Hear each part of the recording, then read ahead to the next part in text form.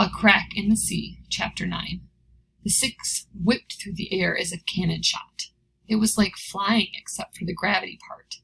Soon they were arcing down toward the ocean, very fast. But when they came down again, that was the strangest part of all, more astonishing even than being shot into the air by a sea monster. When they came down again, they landed on their feet, on the water. Not in the water, on the water. The water caught them, and it held them, and they stood on it. The 5 survivors, plus the turtle, alighted on the surface, and then they walked. They walked on the water. The water was wet. It was soft to their feet. It was sun-warmed.